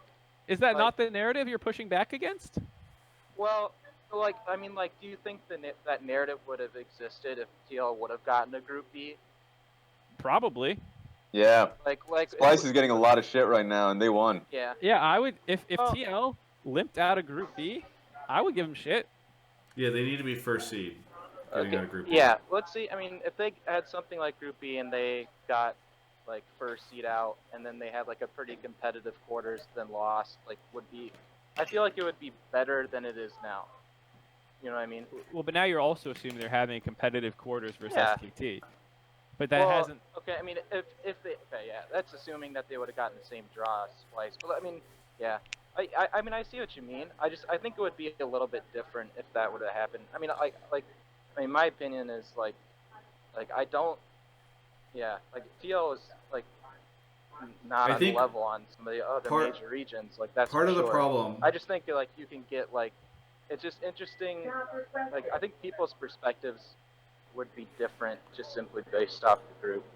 Part of the problem is, I think part of the problem is you're looking at this and you're like, I think maybe perhaps the way you're looking at it is you're saying, okay, TL were in this group. Obviously, IG's pretty tough. You know, it was a tough group. You know, three of the teams. You know, but I think people are also looking at this in historical context. You know, it's not like these first seeds like TSM or TL over the past several years have made it out of groups, and this time this was super competitive and they were one game away. It's like this always happens, and so I think it's part of the reason why it's this is not a one world's narrative. This is a narrative, and so I understand why people are super frustrated. Now I hope people are not being dicks about it because obviously the players are super frustrated by it too, and I don't think it's any of these guys are goofing around, but I 100% can understand the narrative as somebody who's frustrated with it myself of why the fuck do we spend all this money, all this time, you know, fly over to Worlds, I interview everyone, and then my teams never make it out except for, I guess, last year. Yeah, I mean, it's definitely frustrating as an NA fan and a TL fan. I just thought that was just interesting. If people's thoughts would change based off the group. But I mean, Group D was definitely winnable for TL. I think they just executed. I don't think they're too. I mean, I think they're definitely they're clearly worse than Damwon and IG, but I don't think they're that far away. Yeah, you know? I just think at some point in time they need to not be that far away. They need to be better. Oh, for sure. Yep. So my only takeaway is that Team Liquid needs competition. I know it was already said by Grabs on Twitter already. It's a pretty obvious point, and it kind of connects to an earlier discussion that we had about NA talent. But also, if you just look about the teams, there is no real team that can contest against Team Liquid on a consistent basis. I think Cloud9 was the closest to that. Yeah. But if you have real competition during your league that will challenge you during the regular season, challenge you during playoffs, and I mean that would be a pretty good way to push you to make it so you're competitive during Worlds. Yeah. And not I even don't just wanna competitive. spend- I don't want to Not spend even too just much time on it. competitive. Yeah, I'll just wrap up my point. Not even competitive, but it will change the idea of like, what do you think X will look like in an international event? Because you've already seen high quality play in the LPL finals or something, and the LCK finals. But if you just see high quality play being played in LCS, that changes the discussion already. And if you want the discussion to change, then the content itself has to change. My only takeaway. Hey, thanks so much, OG Kush, for calling in again. Do you have anything you want to shout out at the end here? Nothing really. I just wanted to say one last thing that I was just like memeing about with some friends. Is that like, Steve, like, so TL gets some more competition. Steve should just buy a spot into the LEC, and then just spend as much money as possible to bypass any import regulations. He should buy That's it. a spot in the LEC. Yeah. That was just, yeah. I There don't we get go. the joke, Just, but like, I a appreciate the spirit. Thank you, OG Kush, for calling in. Have a good one. We'll catch you next time. All right. Yeah. I approve of that one. What, Raz? Can you explain the joke? He's just saying that they should just buy into the LEC. So then the real question instead is, of the LCS. yeah, yeah. Like if Pretty much. if TL wants to win, TL needs to be an LEC team instead of an LCS team. Yeah. Okay. Now, was the joke funny? I didn't laugh, but it was technically a joke. Hello. Poor OG. Hey. Hello. I love it. I love it when the caller, when Mark drags the caller in here, and they don't wait for me to acknowledge introduce them. They just go, hello, hello. Ham, welcome to the show. Where are you calling from? Hello, I'm calling from San Francisco. Sorry, you cut out there, Travis. I'm sorry. I'm sure as we said, the internet's not great. What do you want to talk about on the show tonight? Oh yeah, so my hot take is that Fnatic is gonna beat FPX, and I'll preface this by saying I haven't watched a lot of LPL, so Raz, you could totally shut me down here. But I think the home field advantage is gonna be really good, and seeing the improvement from week 1 to week 2, and I was actually listening to the interview that you did with Reckless. So I think that Fnatic's looking pretty strong right now, and I think they'll beat FPX. Yeah. So you think this is a hot take? Again, this is shocking to me. You're an LCS. I would expect an LEC fan to call in and say, "Hot take: Fnatic beats." But like, I don't know. Whatever. Anyway, what's my question for Raz is, how hot do you think this take is? Because to me, I watched Fnatic be better than an RNG, who I think was slightly better than FPX. So is this a hot take, or is this a cold take, or is this like been left out of the fridge take? Lukewarm. This is a pretty. I think it's an ice cold take, because I even said right after the group draw that Fnatic has to be happy about the fact that they drew Fun plus Phoenix out of all the Seed 1 teams. And technically, you can make the same call about Fun Plus because of all the Seed 2 teams. That's G2, that's IG. IG. Like, it's actually just not good, isn't it? It's actually just not happy. So like, technically, both teams are happy about it, but that's what's the funniest thing about it. I think both teams feel decently about taking the win. So I think it's a pretty close 50-50. So it's not. I don't think it's a hot take at all. I mean, the big question is, which of these teams are we going to get? Because we've seen awful games out of both of them. If we get the Fnatic that played against Clutch, that might not be great. But like, and similarly, like FPX is. Yeah, I think we'll see closer to the better half of both these teams. A lot of Fnatic's bad games were when they were still messing around with non-standard bot lanes, and they looked a lot better in week 2, and they kind of went back to that.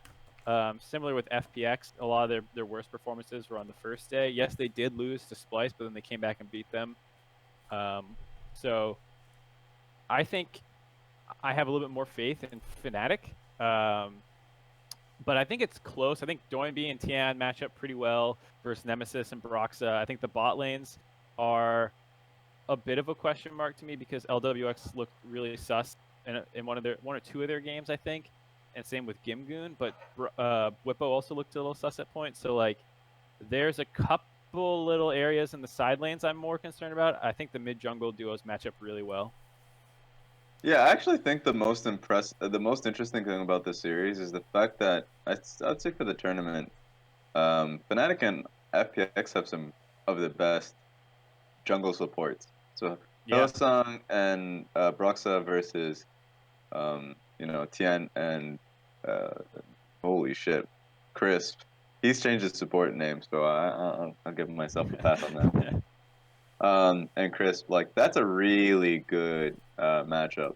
I have a lot more faith in FPX just because I think from the games that we've seen them, even though in a much less competitive group on week 2, that they were able to nail down their usual go-to punch in the first 10 minutes pretty consistently and pretty cleanly.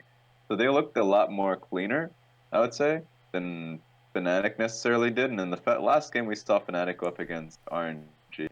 That was just atrocious. And so in terms of drafting from RNG side, and also I just think that both Xiaohu and Ming had pretty bad tournaments.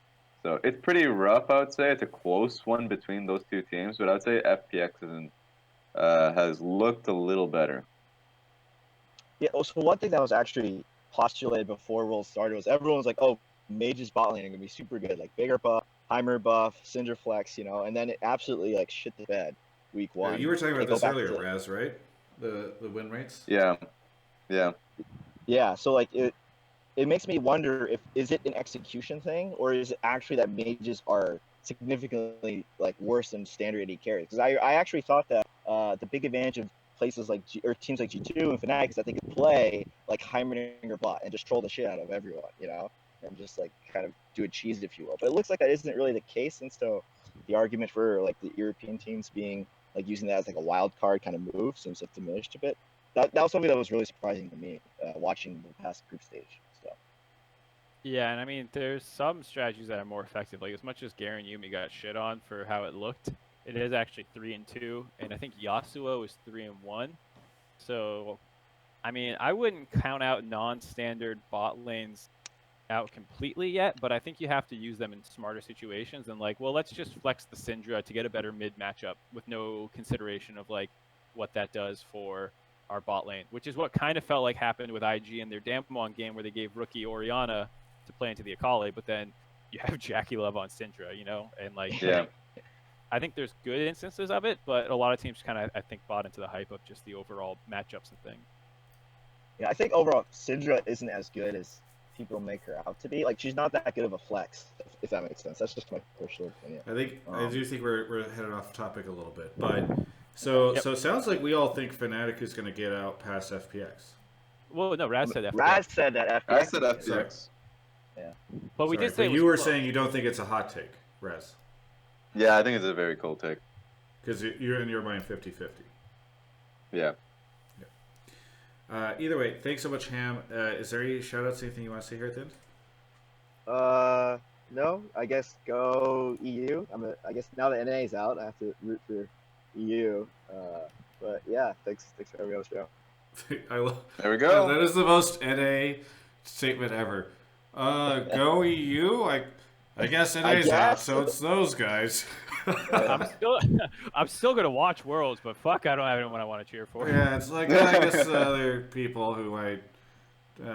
Anyway, thanks, Ham. Have a good one. Yeah, see you guys. All right, let's take a quick break. Really quickly, I saw it earlier. We have Marcy. one person left. Marcy, I know, one person left. I saw it earlier. Marcy in the Twitch chat was asking about movement. Well, guess what, everybody? It's time for our movement break. I'll talk a little bit about them, sponsor of the show. Thank you so much to them for sponsoring. I'm wearing their watch right now. You can see this in all the interviews. I'm always wearing this watch. The great thing is, actually, I can see what time it is in NA because I haven't updated the time, and it's kind of cool because when I know it's the time here, I can actually go do the math on whenever I should be releasing content there or messaging someone. Either way, mvmt.com/Travis if you're in the Twitch chat right now, if you're watching live, if you're on the podcast, if you're on the YouTube, if you're on the Twitch VOD, if you're in the hotel room next door to me, go to mvmt.com/Travis. Do me a favor. It super helps me out. It helps out the show. Really appreciate it. You go check it out. They make awesome stuff. They're a Los Angeles-based company, so they're right out of my hometown city. And they make watches, they make sunglasses, they make great stuff. Really appreciate it. We already got a shout out from somebody on the show earlier who says that they're looking to try to get one of these sweet watches. They've got a bunch of different designs. They've got stuff for men and women. So, you know, if you're watching and you're a man or a woman, you could get something there. Either way, they've been supporting so much of the content that I've been doing for the last couple months. I really appreciate them as a sponsor. Again, that's mvmt.com/Travis. If you're listening to the YouTube, or if you're on YouTube, you can go check them out in the link in the description. I just put it in the Twitch chat as well for our live viewers. So thank you so much to Movement for your support of our show. And Mark is back just in time for the next caller. Even though we lost Raz, he'll be back in a second. His hotel room is probably not that big. He can't go that far. Mark, you want to grab our next caller? I just did, bruh. Whoa! Did you even audio check them? Yeah, bruh.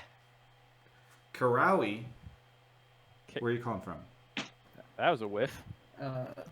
It's Cairo, capital of Egypt. I'm calling from Brisbane, Australia. Okay, wait. Okay, first off, you sounded really disappointed in me, and I just want to say I don't think it's Kairowe. You know, it's not the easiest thing to pronounce. I'll give you a pass. Jesus. What? Okay. I can already tell this caller is not going to be my favorite. What do you want?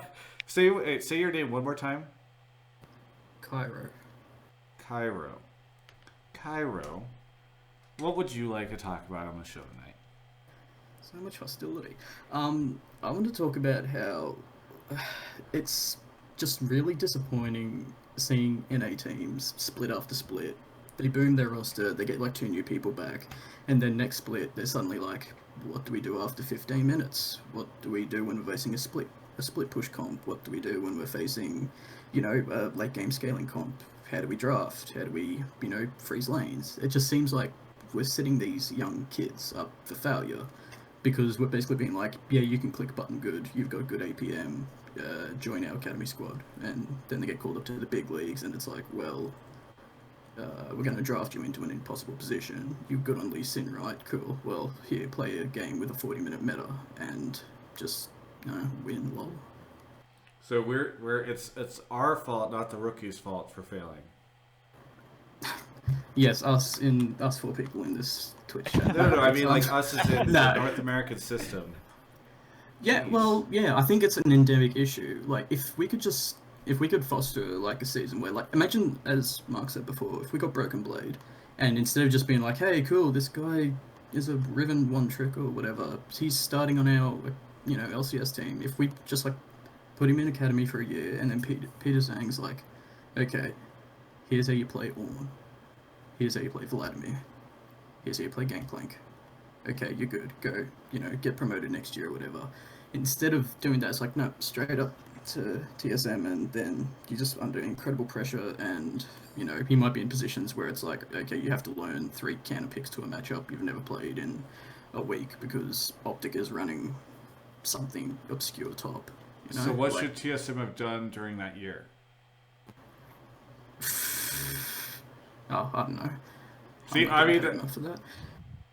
Okay, I mean, the whole point is that they needed a top, and Broken Blade was like a person who was supposed to like. It's not like they're bringing these guys over for the heck of it. They're bringing them over to fill a space in their roster on their main team. Well, and to be fair, Broken Blade was in the TCL and was good there, so it wasn't like this was his first journey into competitive.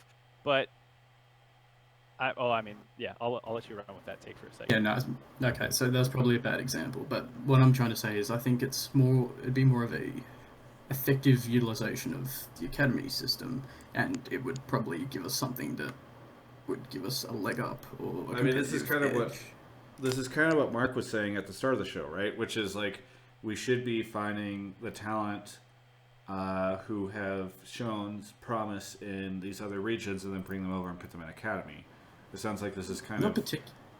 Not particularly. I'm just saying we should be teaching them how to think about the game critically. Like, when's a good time to freeze wave? You know, how to properly draft, how to know your win conditions, which has been repeated for splits, but people. Are we not doing that in the spring split?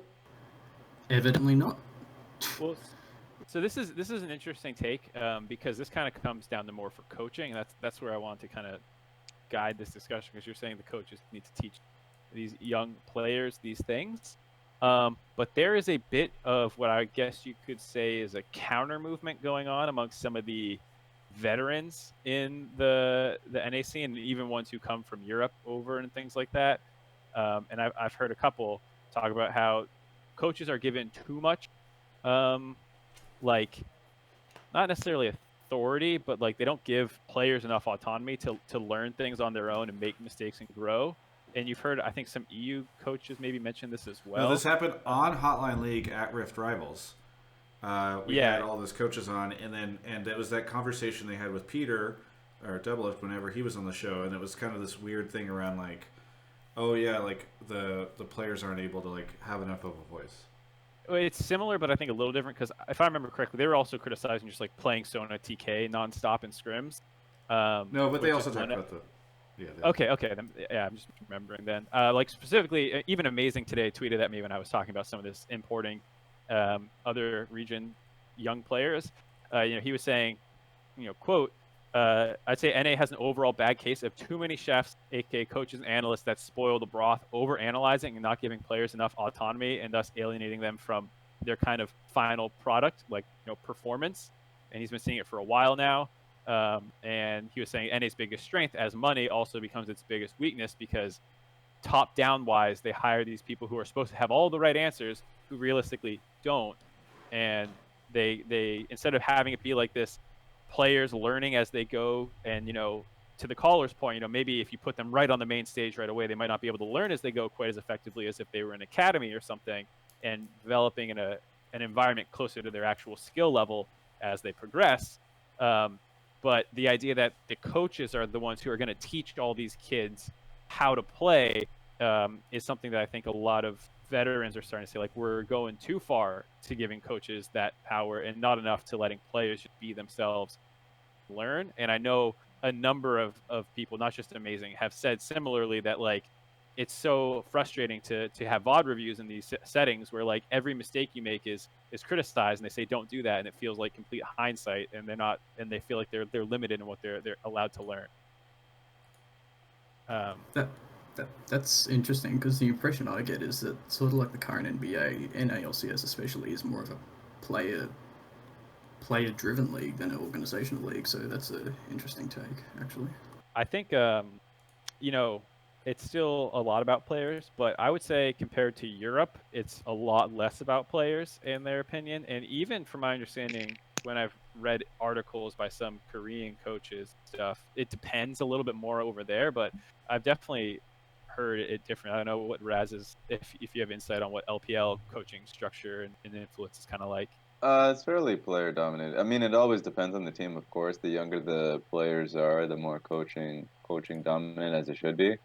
I think that this kind of take is a little bit oversimplification, just simply because I don't think it's ever, and this is from, let's just say, I'll use the great example of Oceania or North America or whatever, and say that there is no such thing as a team that's like, we don't know how to split push, we don't know how to draft, we don't know how, because it's a game of relativity. You may be able to accomplish that within your domestic region because what you're doing is not being punished.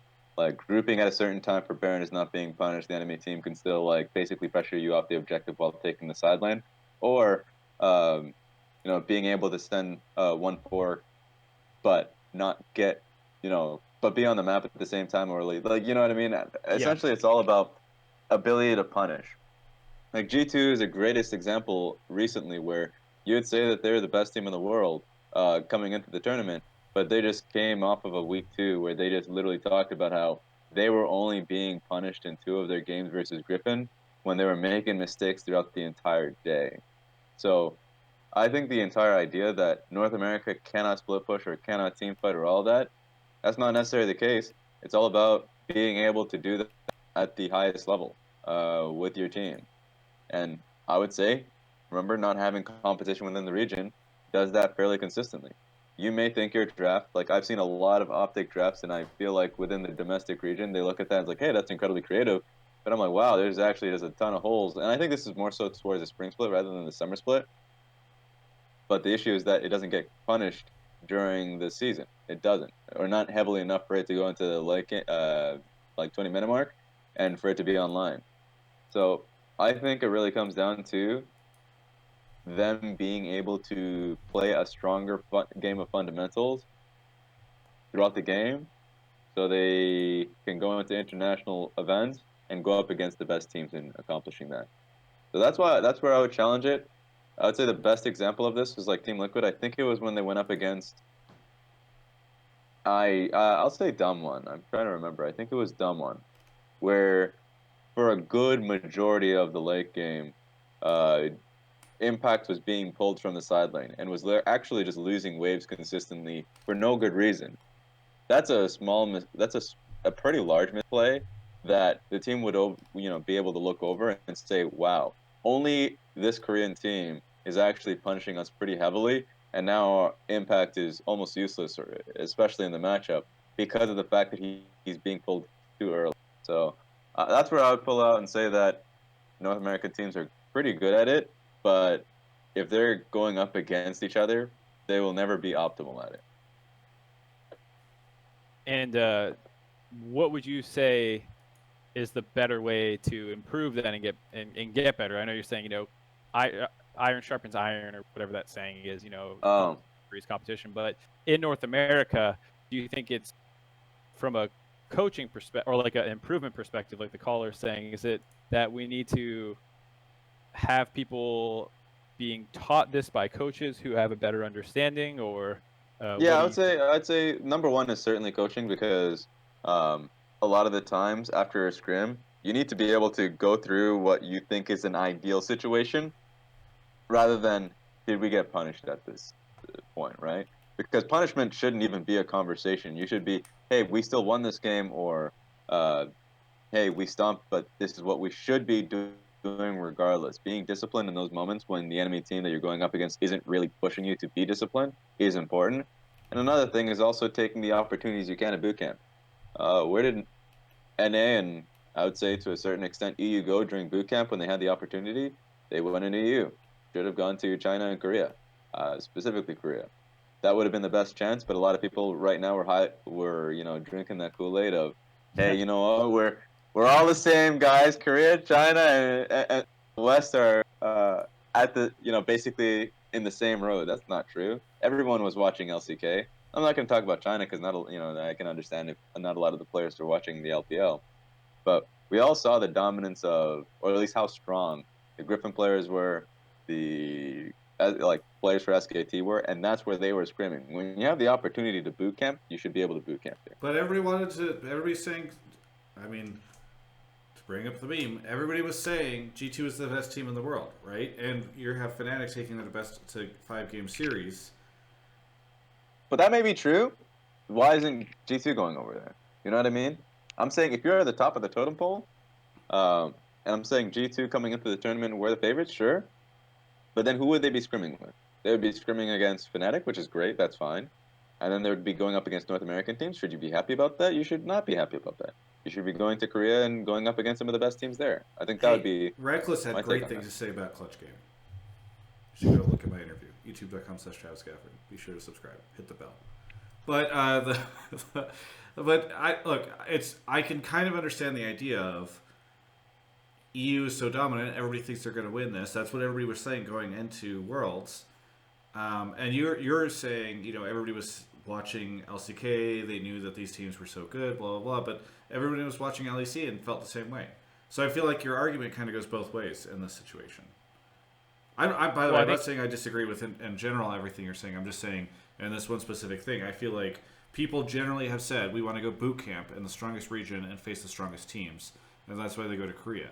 This year, it seemed as though to most people before this tournament, everybody was saying EU was the strongest region. To the extent that I had a 30-minute painful show about that.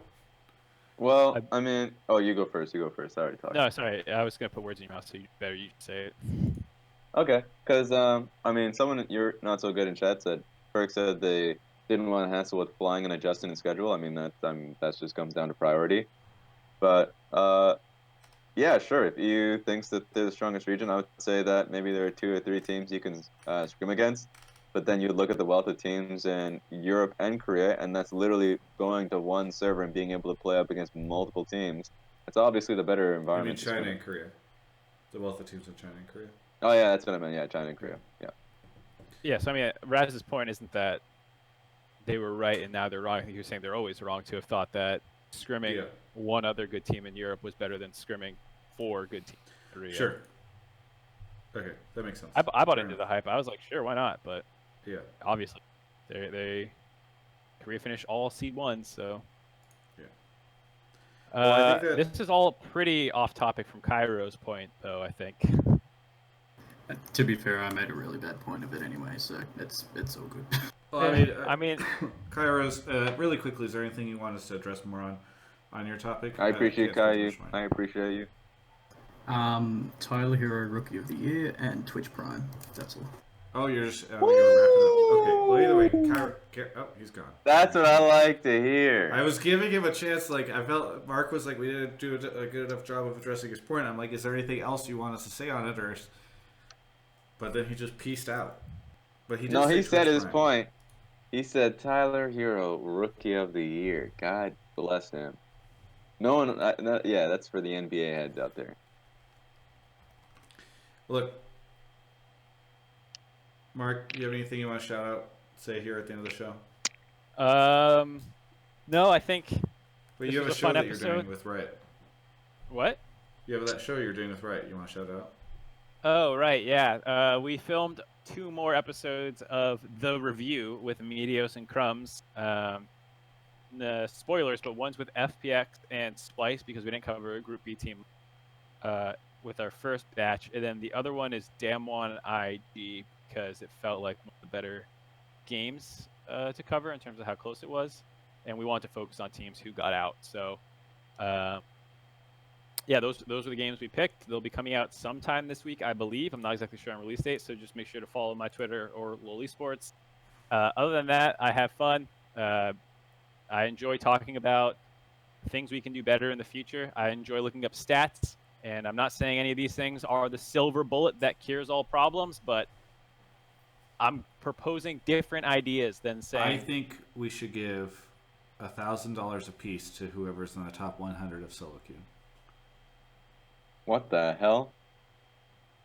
That's not gonna do anything. You're just gonna give one Trix $1,000. What if it's just pro players all in the top 10? Oh, like it is in Korea, you know. This was a Twitter conversation that took place, Raz, that I think you might have missed. I wasn't my Twitter conversation. Oh, okay, that's right. I mean, sure, it's not like a horrible idea. I'm not saying don't do it. I'm just saying it's probably more effective strategies. Yeah. Either way, that's the show. Raz, do you have anything? Wait a minute. Yeah, you didn't let Raz take. I just said, do you have anything you want to shout out? Jesus. That's the show. Goodbye. I have a high APM. The moment you said that's it, I was like, wait a second. I'm not gonna whatever. let this slide. I mean, much love to Movement, Alienware. Who else do you have? No, those are our 2 sponsors. Thanks for paying attention. Oh, thank God. I thought I just elbow dropped another sponsor of yours, No, but okay. Thankfully, you got some great ass sponsors. But continue to sponsor the TravisEstate.com show. if anybody else wants to sponsor. We can fit one more in. Perfect. Get in there. Intel. You have Intel. Well, okay, this is complicated, but Intel and Alienware did the LPL trip, but Intel doesn't officially sponsor the show. But I love Intel anyway, and they're a great partner for all the work that I do with Alienware. Perfect. I will say, yeah, that's about it. At Raz LPL, you know me. Much love. Continue to watch Worlds and continue to love LEC teams. They might get bumped out in quarterfinals, but we'll see there. We'll see about that. For me, I've got a ton of content still coming to the YouTube channel, including the LPL mini docs that will be hitting. It's probably getting too late to do it today, so I need to send somebody a message and apologize for getting it one day out late. But it'll hit tomorrow. And we got a bunch of interviews and all sorts of stuff. Did a bunch of stuff during the second half of groups, but I'll be honest, like we don't tend to release on top of Worlds days because like people don't notice the interviews because they're watching Worlds instead. And especially this year, whenever Worlds is during the whole day of EU and also in the morning of NA, it's just a tough release schedule. So those will be hitting this week. We got some caster interviews and stuff. Shout out to G2. Everyone else, you can check out the rest of my coverage on my YouTube channel. Thanks everyone for watching this episode of Hotline League. Goodbye.